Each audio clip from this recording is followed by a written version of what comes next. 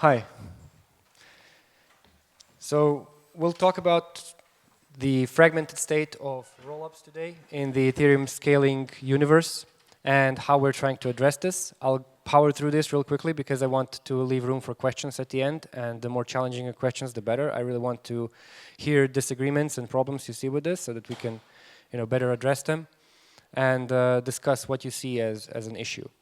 So this is me. You can always reach out to me via my Telegram, Twitter, or email after the talk or whatever. If you're building a rollup, if you're in an early stage or even late stage, whatever stage you're at, or if you want to build on this aggregated future of rollups of chains and are fiddling with ZK technology in any way, please get in touch. We have a ton of grants to give out. We have a ton of projects to build. We have a ton of ecosystems to expand. So there's so much to do and so few people that we really need more partners, more people who want to launch and so on. So please get in touch. I'm a developer relations person at Polygon, and I can help you guys out from the technical side, but also from all the other sides, from legal and tokenomics and whatever you need. We'll push you along in the process and make sure that you succeed. So before we get into it, I know many people think, when they hear Polygon, they think of cheaper copy of Ethereum. And that's been that way for a long time while it was still Matic.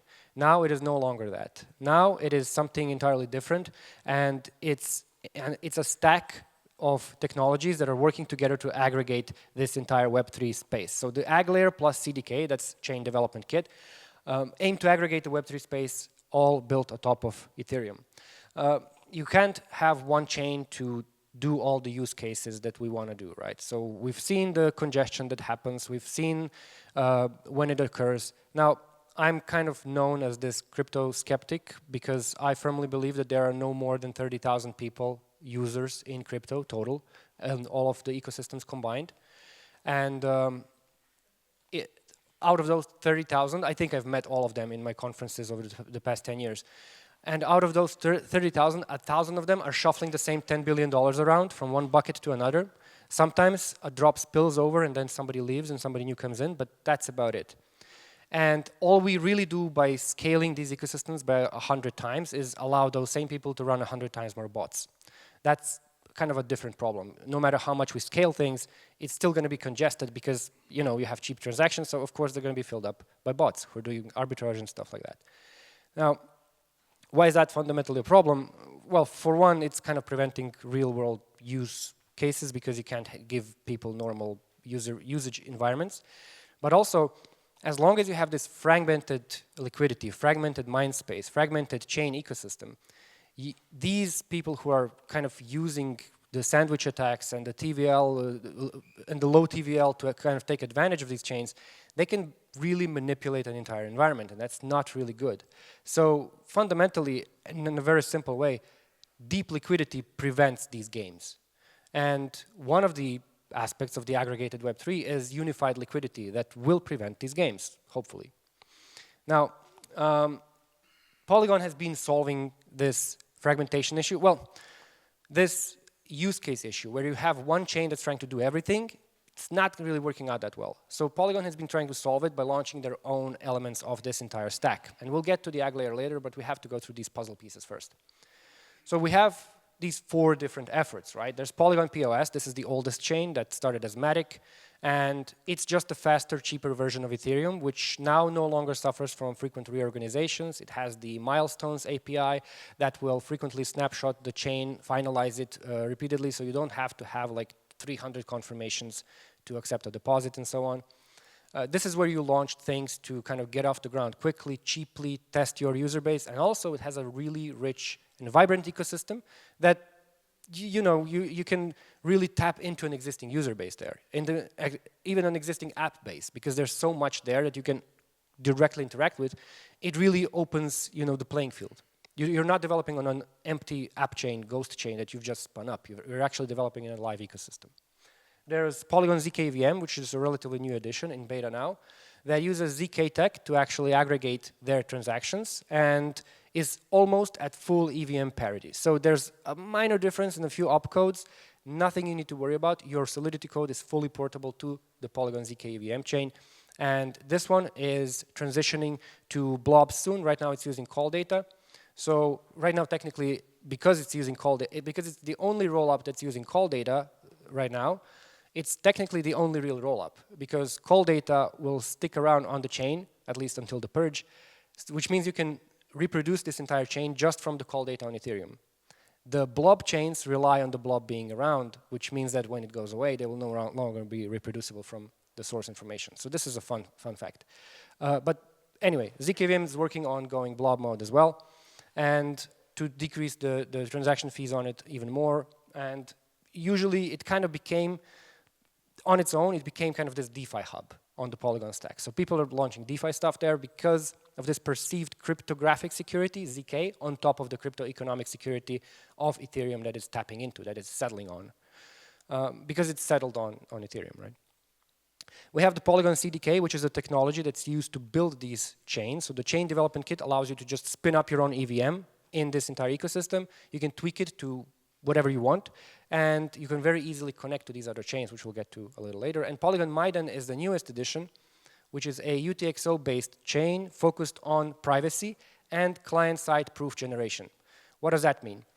There's a thing called notes in Midan, where a note can contain assets and a script. And when you get a note, it can be a private or public. When you get a note, you will read the note's content, and you will then execute this content locally. And then you will prove this on your machine. And you will only upload the proof of this execution to the chain, which means that you now have parallel execution, because people can just execute these notes on their own machines and upload only proofs. There are also public nodes that work as they used to so far, so all the public information is on-chain and it's executed there. But private nodes are executed locally, which is really cool. And you then have this transactional privacy. People are building private order books, casinos, pokers. I'm personally working on a private voting DAO so that you can cast votes anonymously. All of this stuff works really well. And you write the logic in Rust. So this one is non-EVM chain because it needs this logic, and it's UTXO based, right? Right, so bottom line, Polygon is not just Polygon POS, it's an entire stack of things, a global network of aggregated blockchains. What does it mean? Aggregated, so far we had this monolithic blockchain which does everything, can run into congestion issues, can get stuck with processing this. Also, one size fits all doesn't really work that well when you try to do some more extreme examples of applications and integrations. Modular chains are usually, like app chains and stuff. You can launch your own chain, plug in some modules, but then you end up on an island, and it's really difficult to integrate with other chains. Inevitably, what happens, an app chain spins out of a main chain because there's no transaction throughput. Then it realizes it really wants to integrate with other applications on the main chain. Then it reintegrates back into the main chain. It's a weird cycle. And each one of them is followed by a seed round, right? So what is an aggregated blockchain? It's a horizontally scalable multi-chain network that enables access to shared liquidity and state across sovereign connected chains. Sovereign is the key word here. The AggLayer, aggregation in this case, will not ask chains to change anything about them architecturally.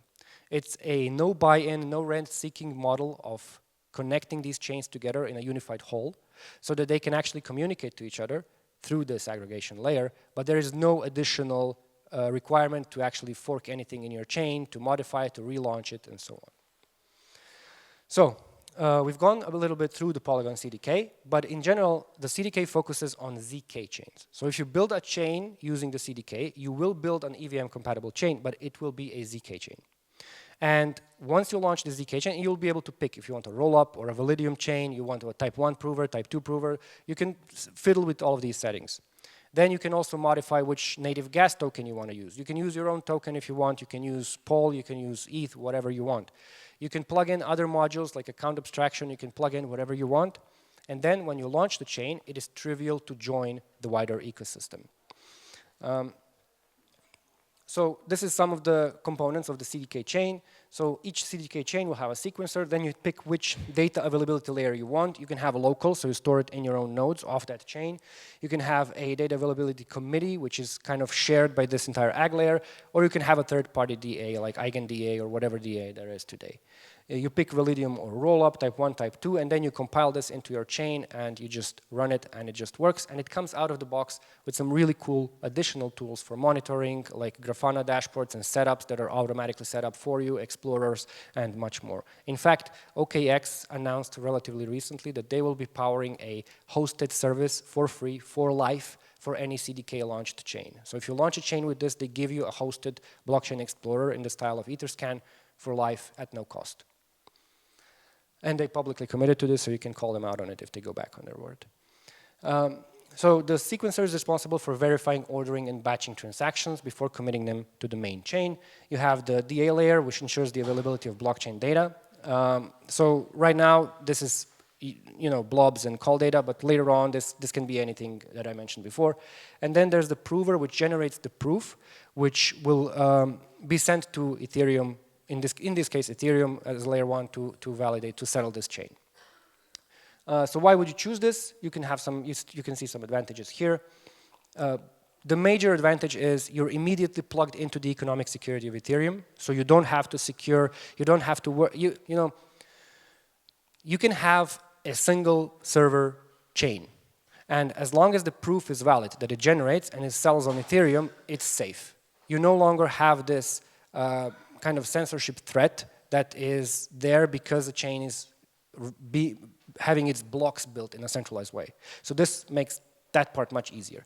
Custom gas token, and you have all of this TPS just for you, but still being connected to all the other chains. And so now we're aggregating all of these chains, plus many more, into this Web3 aggregated, right? So Polygon ZK EVM is a general purpose EVM equivalent ZK rollup, and it's like a security-first scaling environment. Like I said, this cryptographic security on top of a crypto economic security is kind of appealing to DeFi. In reality, there's not many attacks that you can do against, a crypto economically only secure chain and one that is cryptographic and crypto economically secured. But in practice, it's like another lock on a door with 50 locks already. So, it won't hurt. So the ZK EVM has slightly different components, but it's all kind of the same when you think about it because they're all based on the CDK. These are all diagrams that are available on the Polygon docs, so you can check this out. The docs also contain all the information if you want to run your own nodes for this, if you want to run a testnet for this, if you want to experiment and play around, everything's available. And all of these chains have public testnets that you can play on and test them out, even connected between each other, so you can test this cross-chain interaction as well that I mentioned. So again, sequencer, verifier, and prover. And why would you choose it? Well, it has the fastest canonical bridge right now. And what does it mean, canonical bridge? A canonical bridge is one that goes straight from this rollup by the rollup team and bridges canonical assets. So it's not something where you get wrapped assets. It's not something where you'll end up in a situation of, oh no, now I have on this chain Acceler USDT and Wormhole USDT, and so now I have two balances of the same thing, right? This bridges canonical assets, so you'll only have always one, and this is important for later. And the other stuff is just advantages that I mentioned before. But this one is already connected to this aggregation layer, whereas Polygon POS is only going to become connected soon. So you can leverage this connection already with Polygon ZK EVM. This is why we recommend building on top of it. So Polygon POS, we went through it a little bit. It's great for experimentation. It's great for launching proofs of concept, for finding your product market fit because of the big user base, because of the big app base, because of the atomic composability you get with all of the protocols that already exist there. And you can just really hook into the entire ecosystem, not to mention that a ton of centralized exchanges are integrated with Polygon POS. So by building on top of this, you already are building on a chain that has on-ramps and off-ramps with all of these regulated exchanges, and it makes things much less painful when you're seeking, to connect to these providers. And it's innovating pretty quickly. People kind of fade it because they're not aware of it, but the governance forum of the Polygon POS is pretty active, and it gets these regular PIPs, Polygon Improvement Proposals, that get voted on and implemented, and everything cutting edge that comes out of Polygon Labs ends up in Polygon POS first. And so this is where you get the latest innovations. This is where you get account abstraction live already. This is where you can play around with this type of stuff. So yeah, now it's much more stable than it used to be. That you know, it had those problems with reorganization before, because frankly before all that it did was just remove spam protection from Geth and hoped for the best. And of course, when you remove spam protection from a chain, the chain is going to get spammed. Now it's much more mature, it's stable, it is cheap to use, it does not consume your machine when you're trying to run a full node, and it has these milestones which are checkpointing it very, very regularly, so that you don't have to worry about rollbacks. And yeah, you have all of these new standards, and the community is massive, right? So what is Polygon Maiden? And so this one, for me particular, this is really exciting because it's super duper important in this world where we're really barreling towards censorship on all sides. Having the ability to transact privately on a chain that is connected to a wide variety of other chains in a trustless way where nobody can knock on some bridge's door and say no more nodes, this I think is a big deal. And I think we can have, Maiden is really going to catch people by surprise when it launches. It's in AlphaNet now, you can build on it already, but it's relatively unknown, but it's going to catch people by surprise because there's not many things being built like this. You have this provable compliance that allows you to exclude yourself from you know, pool of potential bad guys, like the compliance nodes in Tornado Cash. You have speed and performance where you can execute a transaction in parallel, so it's much faster than the traditional chain. And you can write more robust programs, more robust scripts because you're using Rust. And it's going to be much more entertaining to see what people come up with when they start chaining nodes to each other. You can have one node call another node, call another node, call another node. Nodes can be public, private, and encrypted. And so the combinations there are going to be really interesting for whistleblowing, for voting, for gambling, unfortunately, but a lot of other things as well. So in terms of the current stack of Polygon, you should evaluate how you want to, you know, see the advantages of each on your own use case. You should kind of evaluate them by what they offer. Are you launching a new chain? I would probably recommend using Polygon CDK just because it's going to be so trivial to join the ecosystem later. If you're not launching a new chain and you're looking for product market fit, hit Polygon POS immediately, test it there, see if there's any uptake. Because it's going to connect to all the others, it's not going to matter that you launched there and you want it to launch, I don't know, somewhere else. So it's going to connect, and then you're going to be immediately connected to everything else. And yeah, Maiden and ZKVM, they're both kind of alpha and beta, but very interesting technologies that you can get your feet wet in. So if you're into pioneering with ZK and stuff like that, this is the way to go. So now, like I said, we have a bunch of chains, and again, they're fragmented, right? There's 4 different things here that I discussed that are each their own thing. So it looks like even we are contributing to the fragmentation of attention, liquidity, and everything else. Not good. So this is why we're trying to aggregate things with the AggLayer. So that's a neutral, decentralized service. So the AggLayer, first of all, it came out of Polygon Labs, but is a public good. It's being built by volunteers. It's being built by a lot of different people, but it came out of Polygon Labs, and it's just called the Polygon AggLayer because it's stuck, but it's not going to be the Polygon AggLayer. It's just going to be the AggLayer. It's a public good with no rent seeking.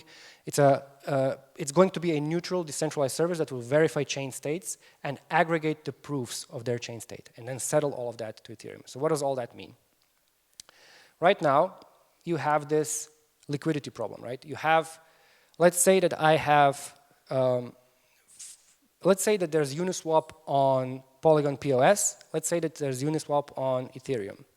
Now, let's say that I have a desire to buy $2,000 worth of RMRK tokens, and the depth of liquidity on each of those chains is maybe 5,000. If I buy from either one of those, I'm going to move the price a lot. But with aggregated liquidity, with unified liquidity, this all becomes meaningless, the depth, because the depth is joined. And so now I have much deeper depth because the 2 pools are seen as one, and I'm trading from both to minimize the price impact. That's the clear degen path of aggregation, the degen USP here, if you will, and the clearest way to explain it. But there are other benefits as well. With the AggLayer, you get this unified bridge, which is live already today, and you can use it today. And with this unified bridge, we are bridging native assets. We're bridging canonical assets. So there's no more Axel USDT, there's no more WUSDT. Whatever is bridged is fungible to that token on any connected chain, which means that once you bridge USDT into any chain of the AggLayer, any other chain of the AggLayer is also recognizing it as that same asset. There's no more wrapping and unwrapping. There's no more sending back and forth. There's no more risk exposure to bridges like multi-chain. There's none of that. This is all happening through the aggregation layer because of ZK, because we can prove the chain states are valid. And by doing this, we're aggregating liquidity across these chains. If you now want to send some assets from one chain to another, to take collateral, to put that collateral to work in a third chain, you can do it all in one transaction because that's how the aggregation layer works. It aggregates all of these state changes across all of these chains and executes it in one go atomically. If one fails, all of them fail. So fragmented liquidity, so far there were individual bridges, but now we have this unified bridge through the aggregation layer, right? Previously we had these individual bridges, every chain had to have its own bridge, some of them had multiple bridges across, and so now we have also this bridge fragmentation, bridges competing with each other, and you never know which one of these is actually anti-fragile, which one of these can be stopped or cannot be stopped, which one of these can end up in a multi-chain situation. Right now, with unified bridge, you're just unifying all of that bridging. Everything goes through the same bridge. Now you may be thinking, if everything goes through the same bridge, does that mean if that bridge somehow gets hacked, all the chains lose all of their money? No, because now we have something called the pessimistic proof, which we're going to get to later. Come on.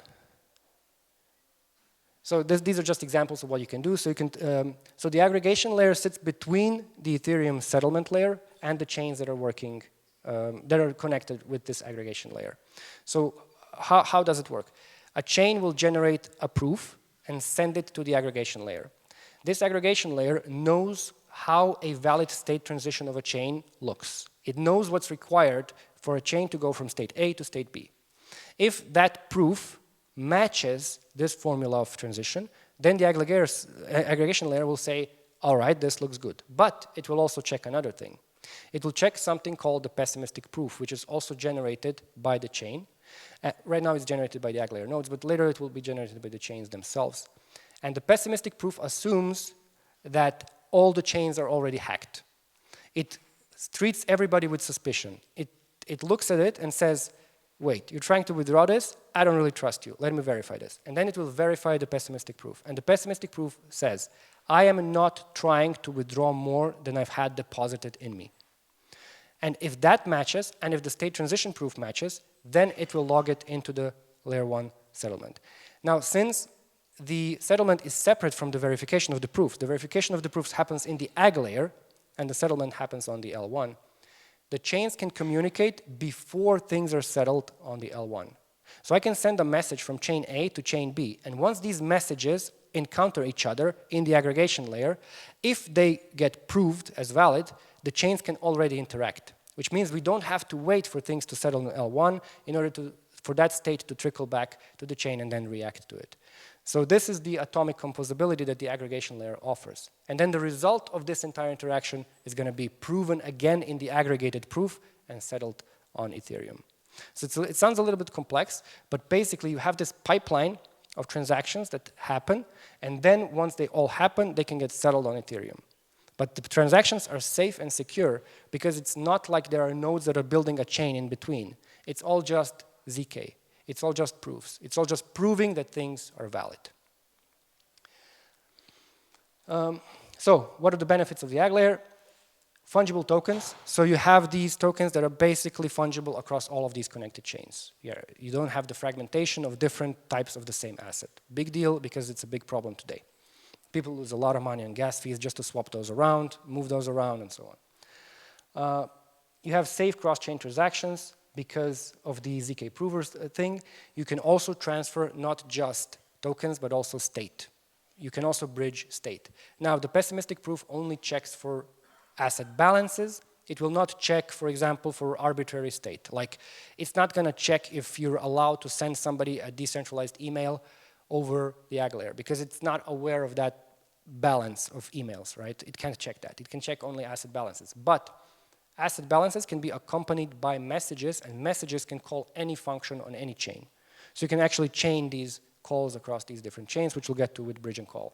So bridge and call is when you bridge an asset, and at the same time, you call a function. And these can be chained. So you can bridge and call, a bridge and call, a bridge and call. And so you can call these functions. This is what I mentioned before. If you want to put some money into a lending protocol, get a collateral out, get your loan out for that collateral, and then put it into some staking, you do bridge and call, bridge and call, bridge and call, and then that happens all at once in the aggregation layer stage. Once all of that is complete, that's going to get aggregated and fixated on settled on the L1. And yeah, extended liquidity. So the components, you have this chain level accounting with proof aggregation that's sent to the aggregation layer, and then that's settled on the unified bridge contract. All of these contracts are live and they're documented in the Polygon docs. You can go check it out there. You can inspect the contracts. They're already powering some transactions, and you can check how they actually look. You can look at their guts and see what's moving where and why. So I invite you to inspect these components. They're all documented. You can run each of these components yourself, and we actually have a kurtosis stack repository on our repo that is an all-in-one kind of CDK stack, where once you launch it, you can basically immediately get up and running with your own copy of the AggLayer. It is kind of iffy because the docs are a little out of date because everything's moving kind of quickly. But if you try it, let us know. Get into our R&D Discord or get into our forum, developer forum, wherever you want. We will help you get up and running with it, because even we are still struggling with it because the components are evolving so quickly. It's really moving fast. So what are pessimistic proofs? Like I said, a security mechanism that safeguards cross-chain transactions by assuming each prover can be unreliable, right? Ensuring that threats are isolated and funds remain protected within each chain. If a chain gets hacked, wrecked, or rolled back, the spillover from that chain is contained. It will not spill over into other chains because that chain cannot infect with its negative balance other chains. It will simply get rejected from the aggregation layer, and it will not be able to contaminate the rest of the ecosystem. Really simple concept, some hard code behind it, some Rust proving and so on, but in essence, really simple concept. You get enhanced security through it, you get this isolated threat containment, you get the validation of your chain being valid and having the funds that it needs so that this can be also generated for exchanges and such when they need to prove a balance of some kind. And you get this robust cross-chain interoperability that is risk-free. So with the isolated bridge, things look like this. Now with the unified bridge, we have this aggregation layer, and you can have any asset moved across. There is a caveat. Some assets won't work with the pessimistic proof. Again, some assets will be treated as just arbitrary data. Which assets? Well, assets that have a tax built in, assets that rebase.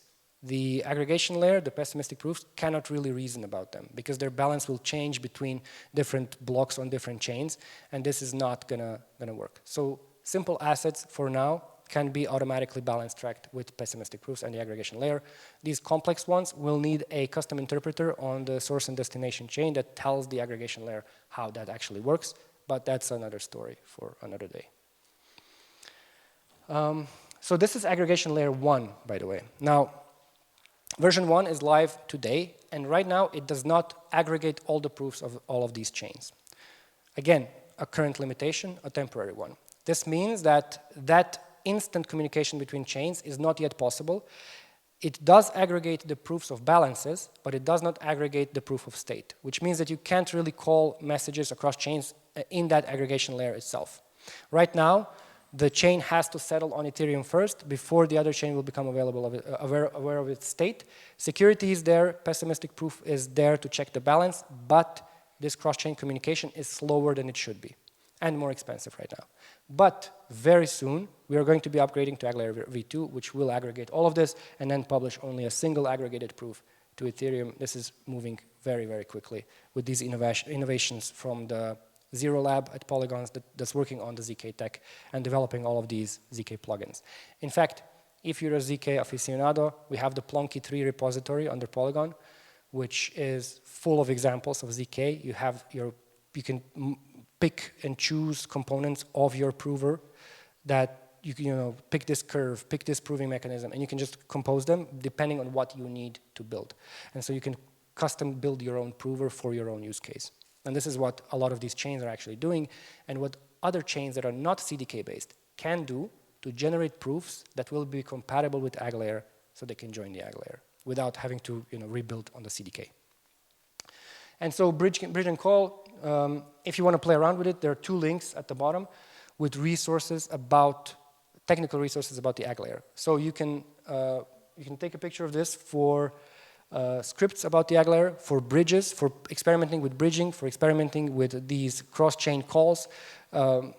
It's a little clunkier than it's going to be in the future, but it works. People have written nice tutorials about it, and we're still writing. So I encourage you to play around with this and test it out. And yeah, this is how bridge and call works. This is also in the documentation. It's a bit of a chaos, but yeah. If you're at all familiar with the CCIP, it's similar. So the end game is the AggLayer plus Polygon CDK chains. They make the aggregated blockchains. Other chains should join us later on.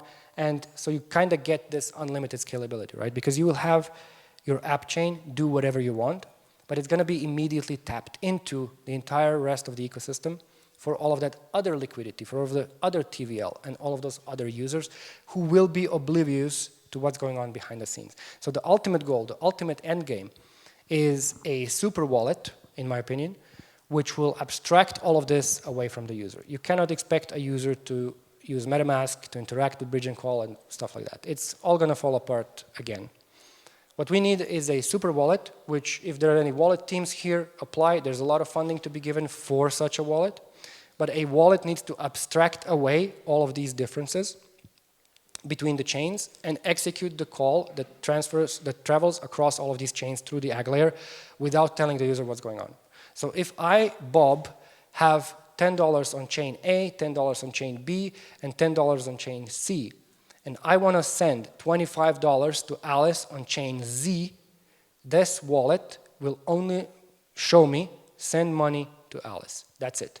It will not tell me where my money is. It will not tell me where it's taking it from. It will not tell me what I'm actually doing behind the scenes. It will only tell me, yes, you have successfully sent the money to Alice. That's it. Now, if I want some advanced mode, I will check what actually happened, but it will do this for me. And this is the dream, right? So, yeah, and so now we have the type 1 prover under development, which is coming soon as well, very close to maturity, being tested for optimizations for performance. Once that's out, any EVM chain will be able to generate proofs that allow it to join the AggLayer, and then we can actually connect any EVM chain at all to this entire concept. So, thank you. That's it. I'll open the floor to questions.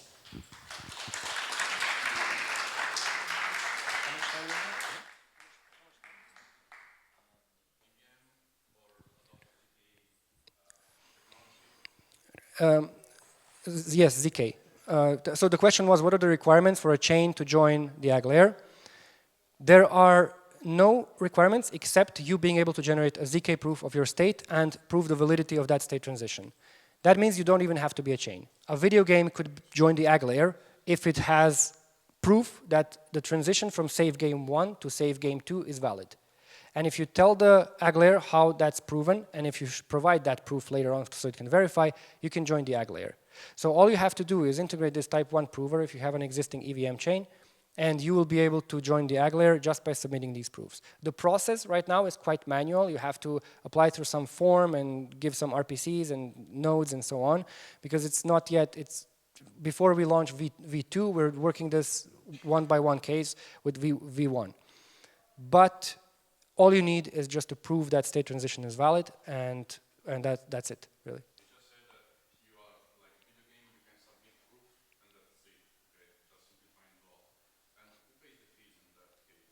So you don't have any fee costs directly. You'll be submitting to the AggLayer, to the network itself, and the AggLayer nodes will be settling this on the L1 chain. This will not incur any extra cost to the chain. I mean, it will, but it will be federated across all of the chains that have joined. And since it's all just one entry to the Ethereum mainnet, because it's an aggregated proof, it's just one line that we add into this unified bridge contract, it's very cheap, you know. All of these chains are sharing the cost for one line of data being written into the Ethereum. So it's not, there's no extra cost, and there's no rent seeking, there's nothing that we will extract.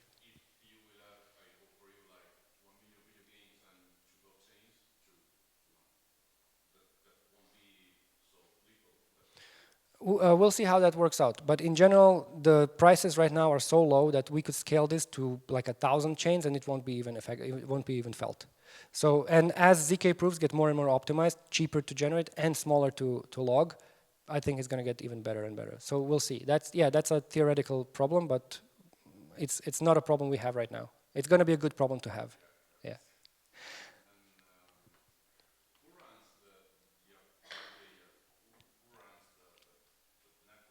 Right now, Polygon Labs run the nodes of the AggLayer nodes, and once they are released as mature as something testable by the community, so that it can evolve slower, then it will be run by everybody. But right now, Polygon Labs runs them so that we can just keep pushing and making breaking changes until we have some level of stability.